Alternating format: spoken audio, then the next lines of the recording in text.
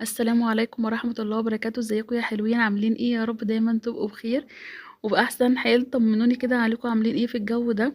بصراحة الجو صعب جدا الفترة دي وساقعة قوي، وناس كتيرة جدا تعبانة. انا بقالي فترة غايبة عنكم تقريبا اسبوعين كده، مش بنزل فيديوهات بسبب الدور اللي انا كنت واخداه، دور الكورونا ده. فخلي بالكم من نفسكم كويس جدا. كمامات بقى، ما تنزلوش في اماكن فيها زحمة.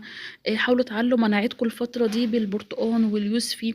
ممكن كمان تجيبوا فيتامين سي، يعني شراب دواء تشربوه، بحيث انه يعلي المناعة معاكم شوية.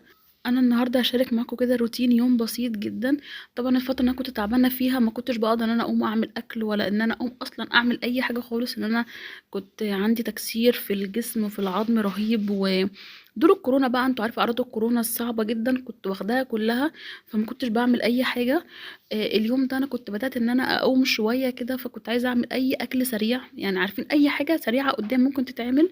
فكان عندي بطاطس، قلت هعمل صينيه البطاطس اللي هي في الفرن دي، اللي هي اسمها عجة بطاطس. هي عبارة عن بطاطس مسلوقة عادي جدا.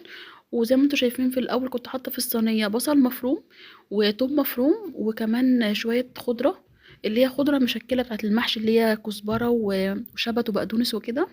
وبحط كمان معاهم بضاية وشوية بقى البهارات بتاعتنا، اللي هي ملح والفلفل الأسمر والكمون والكزبرة الناشفة وكل ده. وبحط كمان قطعة زبدة صغيرة كده أو شوية زيت، وبقلب كل الكلام ده مع بعضه.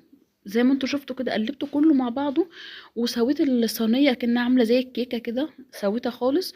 وبعدين بجيب بيضة وبضربها كده بشوية فلفل أسمر وبحطها على الوش الصينية، بس مش عارفة ما صورتهاش معاكم.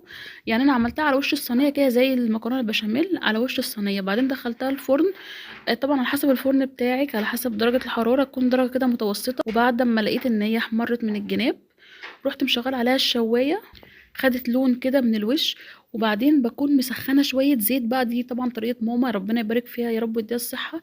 بكون مسخنه شويه زيت واروح طشهم على وش الصينيه اول ما اطلعها من الفرن، وهي لسه سخنه والزيت سخن، بيعمل كده طشه حلوه قوي. وبيخلي طعم الصينيه بجد والله العظيم تحفه تحفه تحفه.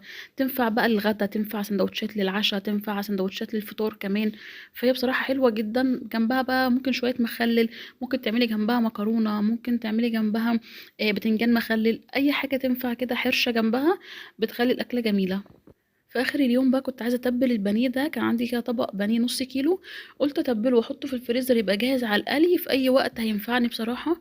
فالاول طبعا غسلته كويس جدا وسبته يتصفى، وبعدين تبلته بشويه بهارات، ما حطيتش فيه بصل مفروم ولا اي حاجه لاني كنت تعبانه ومش قادره اقف كتير بصراحه. فتبلته بالبهارات اللي هي ملح وفلفل اسمر وشويه كاري وكزبره ناشفه وشويه بهارات فراخ كمان وبصل بودر وتوم بودر. وحلو قوي على كده، وسبته في التلاجة كده حوالي مثلا ساعتين 3. اتبل كويس بالتتبيله بتاعته. وبعدين عملته بالفيجيتار. الفيجيتار ده انا بجيبه من بيت الجمله، وساعات بحط عليه شويه فيجيتار حار واقلبهم في بعض، ساعات بعمله كده عادي لوحده، يعني على حسب. وكده البانيه جاهز عندي على القلي على طول. ممكن اعمله في يوم كده جنب مكرونه يبقى غدا، ممكن اعمله سندوتشات كعشاء. بس كده الفيديو بتاعي خلص، يا رب يكون عجبكم اتبسطتوا معايا النهارده. استنوني الفيديو الجاي، ما تنسوش اللايك واشتراك في القناه. مع الف سلامه.